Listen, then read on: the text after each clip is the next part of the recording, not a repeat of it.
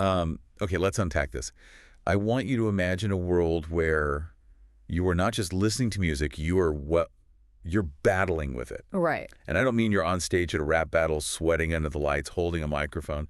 I mean a purely digital arena.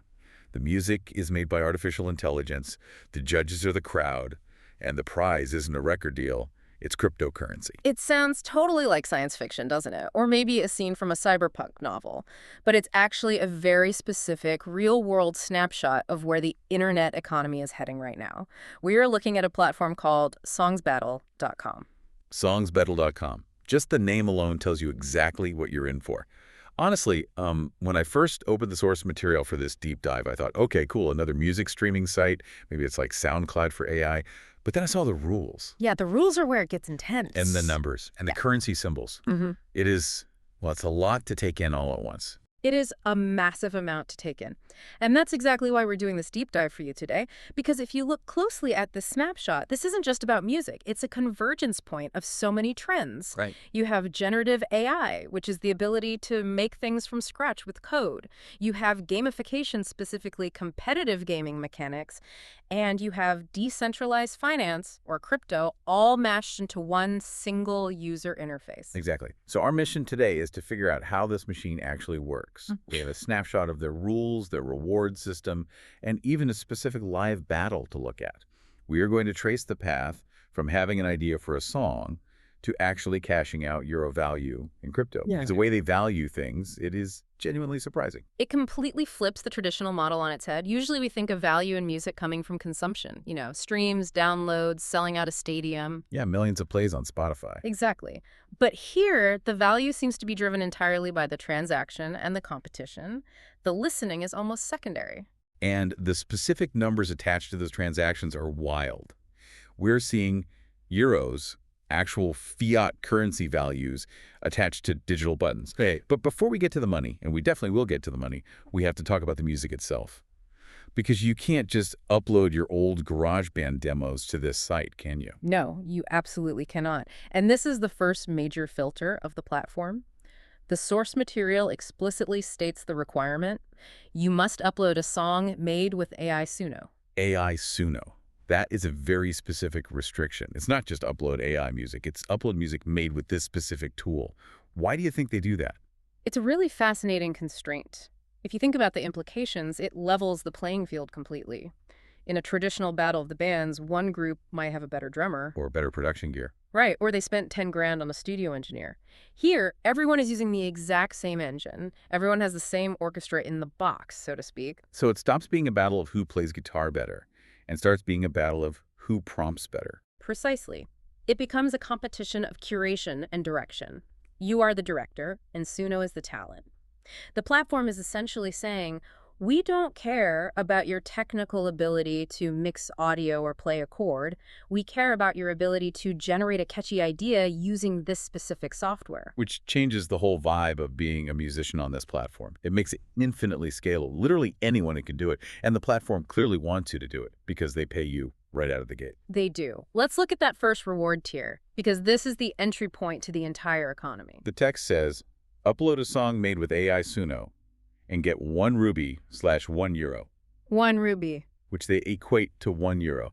Now let's just pause there for a second. 1 euro just for uploading a generated track. That seems incredibly generous. It's a classic create to earn incentives. Think about it from the platform's perspective. They are launching a new site. An empty arena is boring. Yeah, nobody wants to hang out in an empty club. Exactly. If I go to songsbattle.com and there are no songs to listen to, I leave. They have an empty room problem. They desperately need inventory. So the ruby is the carrot. It's a bounty. They are paying you to populate their database. Please give us content. And by pegging it to 1 euro, they are giving it a tangible, real-world weight immediately. It's not just 100 gold coins or 500 star points that might be completely worthless. Right, it's not Chuck E. Cheese tokens. No, they are anchoring the value to fiat currency right from the start. It grabs your attention. But wait, it's not just about uploading. The source says, win daily battles with your song and earn more rubies. So the ruby is the currency of the creator primarily. You make stuff, you win stuff, you stack rubies. Correct. That's the first layer of the economy. But here is where it gets really interesting, because typically in these ecosystems, the creator is the top of the food chain.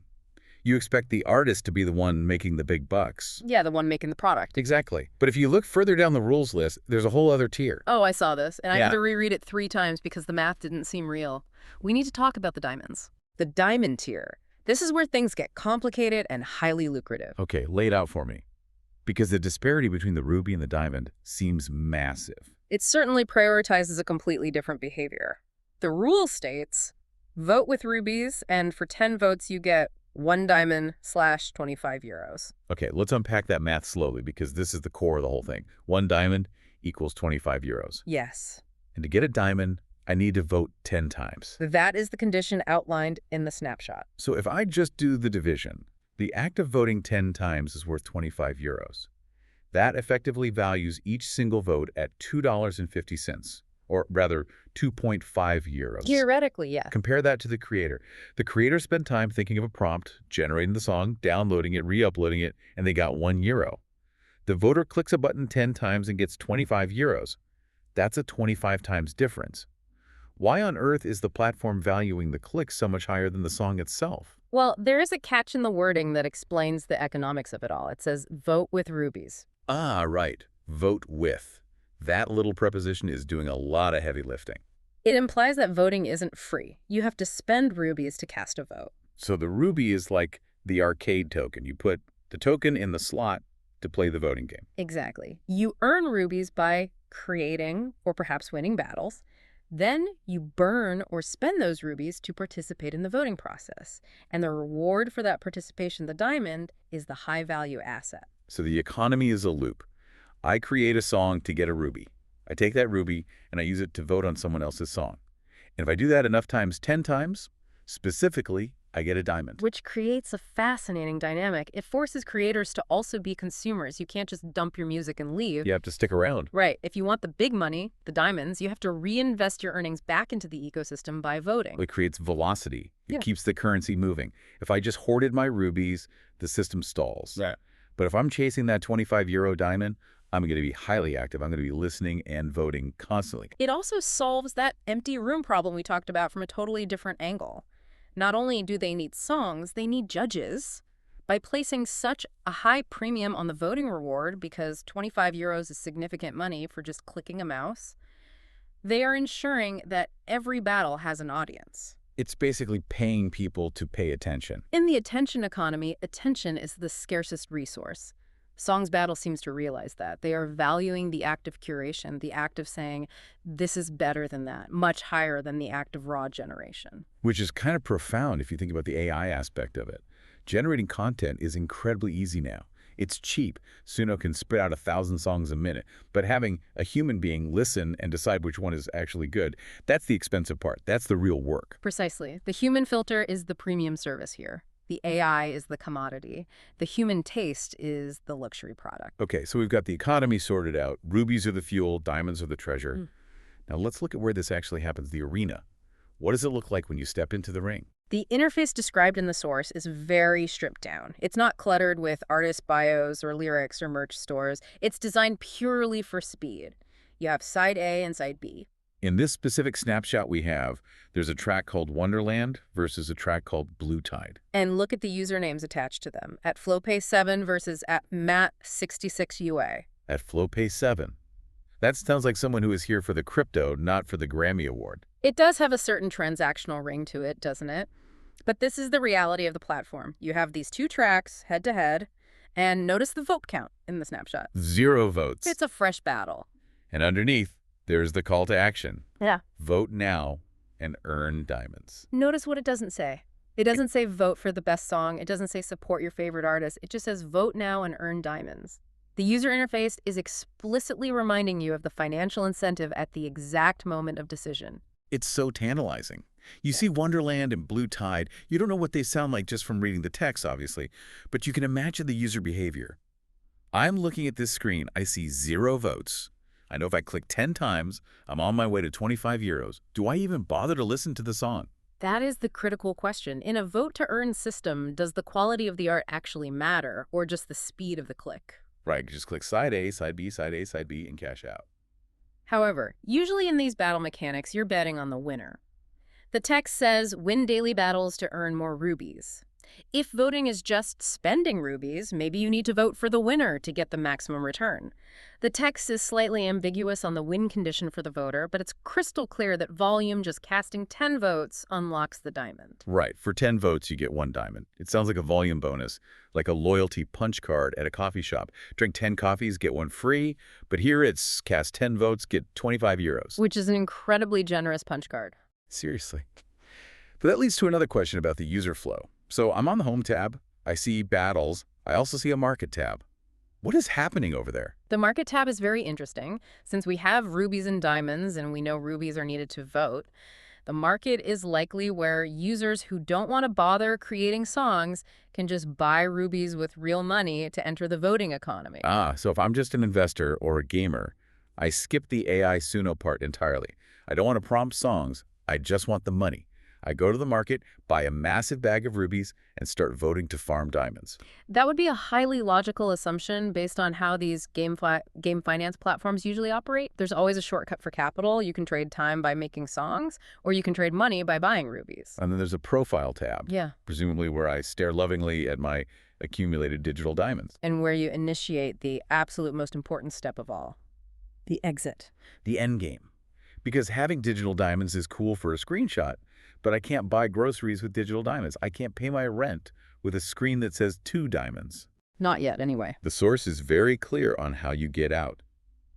Withdraw in cryptocurrencies. Note the plural there, cryptocurrencies. It doesn't specify Bitcoin or Ethereum, but it implies a wide range of options. Why crypto, though? Why not just send it to my PayPal? Why not a direct bank transfer? Crypto fits this microtransaction model perfectly. If they tried to send €1 to a bank account in Brazil or Japan or Nigeria, the international banking fees would eat the whole euro. It would take days to clear. Crypto allows for global, relatively instant, and highly divisible transfers. It's the standard rail for this kind of digital labor platform. Digital labor. That's a really good term for it. Yeah. But they don't make it easy to just walk away with your €1, do they? No. And this is the retention mechanism we see in almost every app of this nature. The source says, withdraw in cryptocurrencies when you reach 2 diamonds, which is a €50 minimum. 2 diamonds. That is the threshold. That is the golden number you have to hit. Okay, let's do the math again to see what that actually requires from a user. To get 1 diamond, I need 10 votes. To get 2 diamonds, I need 20 votes. Correct. And remember, I have to vote with rubies. So I need enough rubies to cast 20 votes. Which means you either need to have uploaded a lot of songs at 1 ruby per song, or won a lot of battles to earn those rubies in the first place. Oh, wow. Okay, wait a second. If I just upload songs, I get 1 ruby per song. To get 20 votes, which costs 20 rubies, I would need to upload 20 different songs just to get the fuel to vote enough times to cash out. That's one very viable way to interpret the vote with rubies mechanic. It forces a significant amount of activity on your part. You can't just dip your toe in. You have to fully commit to the ecosystem. You have to be a serial uploader or a serial winner before you can ever see that €50 withdrawal button light up. That €50 minimum is basically the golden handcuffs. It keeps you clicking. It keeps you prompting Suno. It keeps you populating their database with content. It creates a powerful sunk cost psychology. You think, I've already earned 1.5 diamonds, I can't quit now, I'm so close to the payout. So you stay. You upload more Wonderlands, more Blue Tides. You keep the machine running. And all the while, the platform is getting richer in data, richer in engagement metrics, and richer in content. Exactly. The users are the engine. The rubies and diamonds are just the oil keeping the gears turning smoothly. It's kind of brilliant in a slightly dystopian way. It's highly efficient. It literally turns music appreciation into a day job. Let's zoom out a bit. We've got at FlowPay7 and at Matt66J battling it out. We've got this ruby to diamond pipeline. What does this actually feel like for the user scrolling on their phone? I mean, visualizing the screen, it says For You hauls following. It feels exactly like TikTok, doesn't it? It mimics the infinite scroll behavior we are all completely addicted to now. The For You tab implies an algorithm. It implies that the app is learning what kind of AI music you actually like. But does it really care what I like? Or does it just care that I hit the vote button? That is the core tension of the platform. The interface pushing vote now and earn pushes for the transaction, but the For You tab suggests a desire for genuine discovery. It's trying to balance being a casino with being a personalized radio station. A casino radio station. That's a terrifying concept. But an accurate one, look at the Halls tab mentioned in the source. Halls usually implies a leaderboard or a Hall of Famer. This suggests a status game. It's not just about money, it's about reputation. Being known as the best prompter. Being the Mozart of AI Suno. Or the @FlowPay7 of AI Suno. Right. It's a totally new kind of celebrity. You aren't famous for your vocal range or your guitar solos. You're famous for your ability to navigate the economy of the battle. You're famous for your win rate. And that's a key takeaway from the source material. It's called SongsBattle, not Songs Listen. The conflict is the core product being sold. So let's put ourselves in the shoes of a listener jumping into this. I see Wonderland versus Blue Tide. I listen to 10 seconds of Wonderland. It's a catchy, upbeat pop tune. I listen to Blue Tide. It's a moody, slow jazz piece. I check my profile balance. I only have 5 rubies left. I put a vote on Wonderland. Now, why did I do that? Because I genuinely like it. Or because I think everyone else will like it, and I want to be on the winning side to get a payout. That is the game theory aspect kicking in. If winning battles earns you rubies and you want to support tracks that win, you are heavily incentivized to vote with the crowd. You're just predicting the consensus. Which creates a massive feedback loop. Exactly.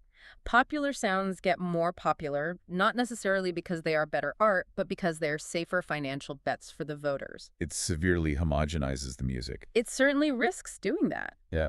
AI Suno already has a certain generic sound to it.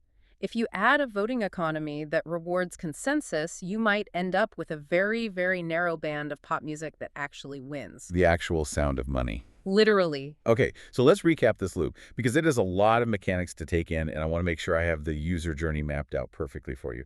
Step 1, I go to AI Suno, and I prompt a song. Step 2, you upload that song to songsbattle.com. You earn 1 ruby, which is valued at €1. Step 3, I take that ruby and others I've earned from uploading more songs, and I enter the arena. I vote on battles like Wonderland versus Blue Tide. Step 4, after casting 10 votes, I am rewarded with a diamond, valued at €25. Step 5, I rinse and repeat this entire process until my profile says I have 2 diamonds. In step 6, you hit that withdrawal button and request your €50 in cryptocurrency. And the platform gets content, they get engagement, and they get user data. Everyone wins. In theory, yes.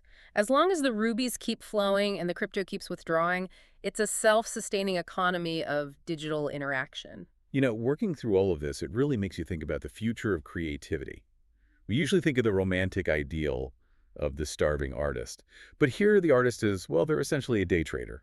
It commodifies the creative act in a very direct, undeniable way. It strips away the mystique of making music. It's not about waiting for the muse to strike. It's about understanding the mechanics. It's about optimizing the inputs and the outputs. And the fact that they use concrete euro values, €1, €25, it grounds it in harsh reality. It's not a high score in a video game. It's potential rent money. For some users, yes, absolutely. It turns a casual hobby into a side hustle, and a side hustle into a literal job. But a job where the boss is an engagement algorithm and your coworkers are at FlowPay7 and at Matt66 Jay? And your only tools are AI generators. It's a brave new world out there. It truly is. And it raises a really significant philosophical question about value that I just keep coming back to. What's that?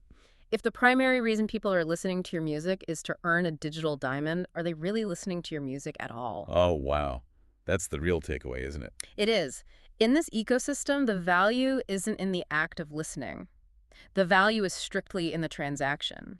The music is just the token that allows the transaction to happen. It could be AI images, it could be AI text, but here it happens to be songs. The song is just the vehicle for the value transfer. That's kind of depressing, honestly, but also completely fascinating. The song is the ticket, not the destination. Exactly. Well, next time I listen to a song, I'm going to wonder if I had to vote on this, how much would it be worth to me? And more importantly, would you vote for it if it cost you a hard-earned ruby? That is the ultimate question. I might be a whole lot pickier if every like button on the internet cost me €1. Indeed. It forces you to actually put your money where your mouth is regarding your taste. This has been quite a trip through the SongsBattle economy, a place where generative AI meets crypto, meets the battle of the bands. A very specific, very modern intersection of technology and finance. Before we wrap up, I want to leave you, the listener, with a final thought to chew on. We talked about the incentives. We talked about the €25 for voting. But take it one step further. If the goal is just to farm crypto by clicking buttons, what happens when users start building AI bots to vote on the AI music? In a completely automated loop where machines create the art and machines judge the art just to extract financial value, where does the human fit in? Yeah. Are we even needed in the loop anymore, or are we just the initial spark for a closed machine economy? That is a chilling thought to leave on. Something to mull over while you listen to your next purely human playlist. Thanks for diving in with us. See you in the arena. Catch you next time.